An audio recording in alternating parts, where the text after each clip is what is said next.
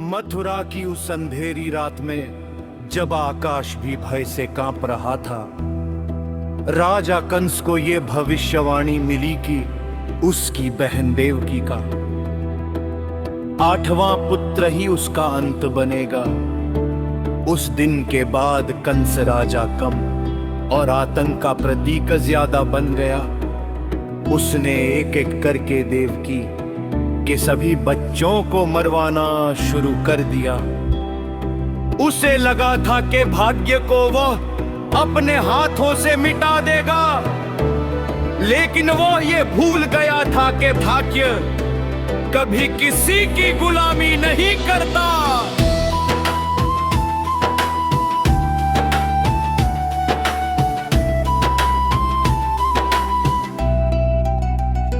जब 8वां पुत्र जन्मा तो वासुदेव ने उसे बचाने का निश्चय किया। आधी रात प्रचंड तूफान, उफनती यमुना और आसमान से गिरती बिजली के बीच उन्होंने उस दिव्य शिशु को टोकरी में रखा और नदी पार कर गए। स्वयं शेषनाग ने अपने फन फैलाकर उस बालक को वर्षा से बचाया। यमुना का जल रास्ता देने लगा, मानो स्वयं प्रकृति जानती हो कि ये कोई साधारण बालक नहीं, ये स्वयं भगवान है।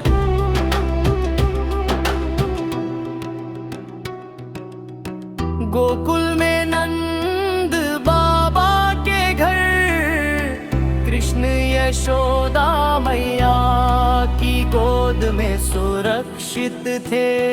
लेकिन अंधकार इतनी आसानी से हार मानने वाला नहीं था। कंस तक ये खबर पहुंच गई कि बालक जीवित है। वो सीधे आक्रमण नहीं कर सकता था, इसलिए उसने अपने राक्षसी जाल को सक्रिय किया। उन सब में सबसे भयानक थी पूतना, एक सुंदरी का रूप धरने वाली, लेकिन भीतर से मृत्यु से भी ज्यादा खतरनाक। उसका काम था मां बनकर बच्चों को जहर पिलाना। उसके स्तनों पर ऐसा घातक विष लगा था जो स्पर्श मात्र से जीवन छीन ले।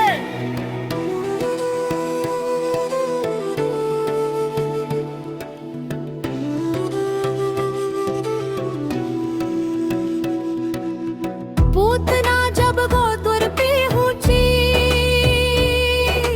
तो उसकी सुंदरता देख गांव वाले भी फिर ठिठक गए। किसी को संदेह नहीं हुआ। लोग बोले कोई देवी आई है। वह सीधे यशोदा के घर में दाखिल हुई, जहां झूले में कृष्ण लेटे थे, शांत, निश्चिंत, मासूम से दिखने वाले, लेकिन भीतर अनंत ब्रह्मांड समाये हुए। पूतना ने उन्हें अपनी गोद में उठाया और स्तनपान कराने लगी।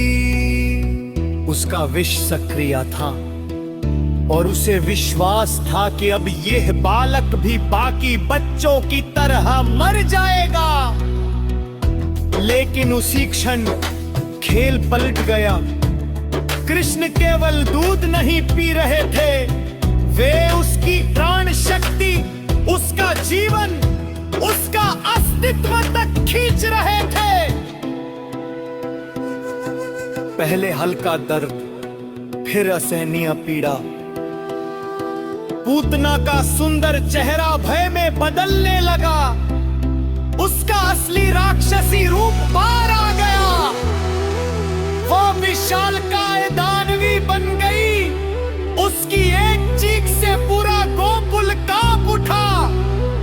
आकाश रक्तिम हो गया, धरती फटने लगी, लोग दहशत में भागने लगे। वो गिड़गिड़ा कर चीखने लगी, मुझे छोड़ दो।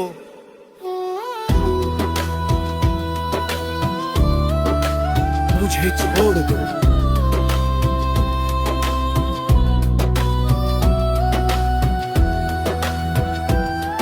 लेकिन कृष्ण बिल्कुल शांत, निष्कलंक मुस्कान के साथ अभी भी अपनी पकड़ में अड़िग थे। ये कोई सामान्य संघर्ष नहीं था, ये अधर्म का अंत और धर्म की स्थापना थी।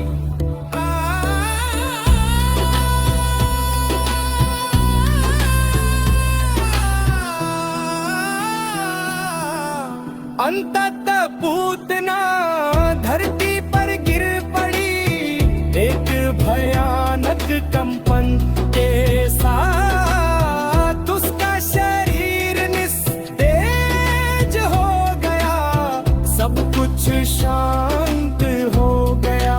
और जब धूल छटी तो लोगों ने देखा वह नन्हा बालक उस विशाल शरीर के ऊपर बैठा, ऐसे जैसे कुछ हुआ ही न हो।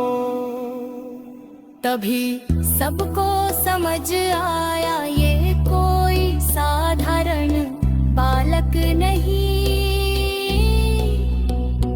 यह स्वयं नारायण है। और फिर सबसे बड़ा चमत्कार हुआ, क्योंकि पूतना ने उसे एक माँ की तरह स्पर्श किया था, भले ही उसका उद्देश्य घातक था। भगवान ने उसे भी माँ का ही स्थान देकर मोक्ष प्रदान में उसकी आत्मा प्रकाश बनकर आकाश में विलीन हो गई। यही है भगवान की लीला, जो शत्रु बनकर आता है उसे भी प्रभु मुक्ति दे सकते हैं, क्योंकि